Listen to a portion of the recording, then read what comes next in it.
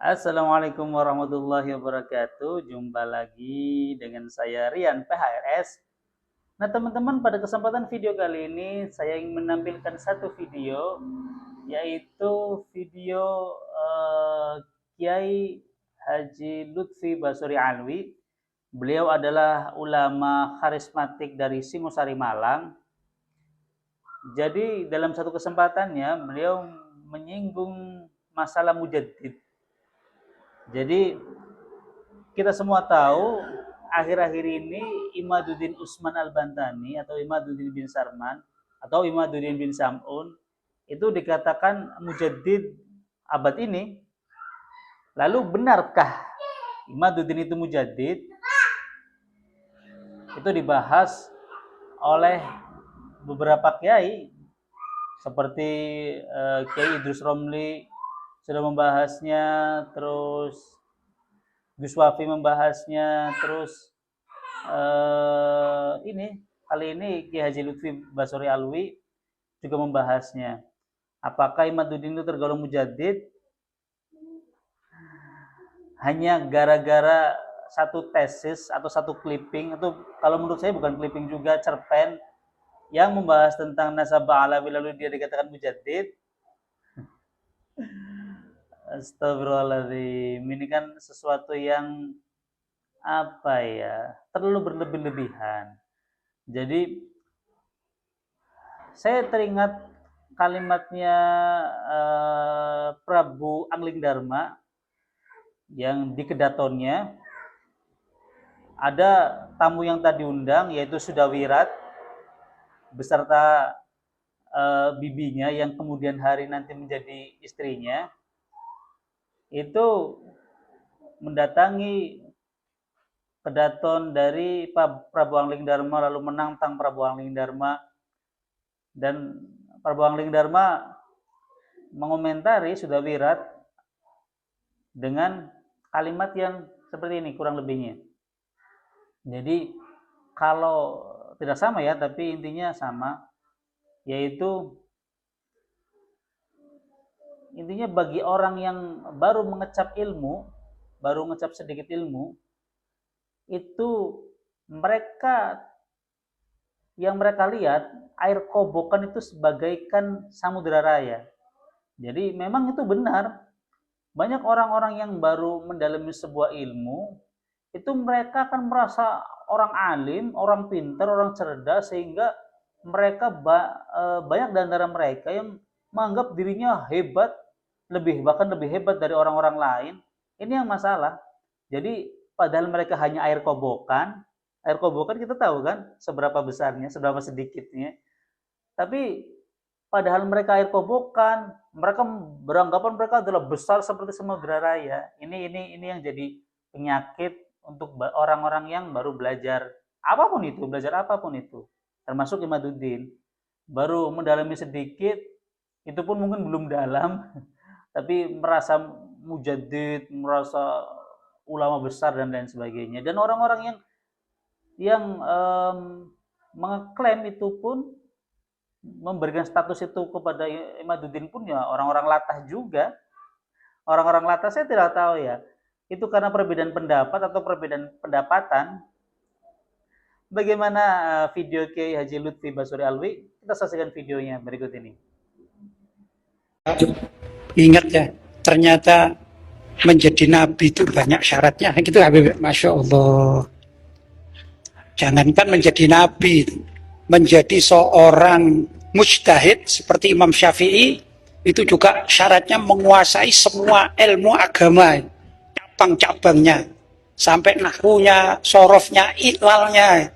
Jadi kalau orang sekarang nggak ngerti iklal, ngaku jadi mujtahid, apalagi mujtahid mutlak, sekelas Imam Syafi'i, Imam Malik, ini pembohong besar gitu ya, gak mungkin terjadi.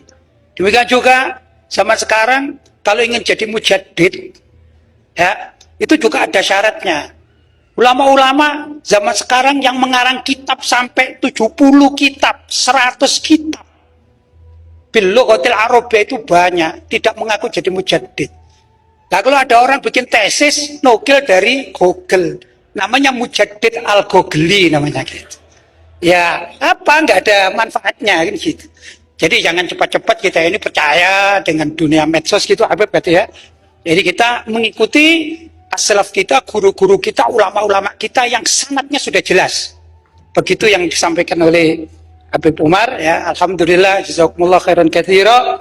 Kalau di sini yang muridnya abah saya secara langsung. Gimana teman-teman? Sudah disaksikan videonya? Nah, begitulah kira-kira.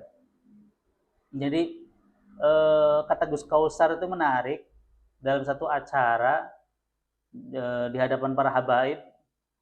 Dia berkata yang intinya, saya dan Habib siapa gitu, intinya Habib lah, itu tidak akan berbeda pendapat, tidak akan ada perpecahan karena beda pendapat, enggak. Yang jadi perpecahan itu bukan beda pendapatnya, tapi beda pendapatannya.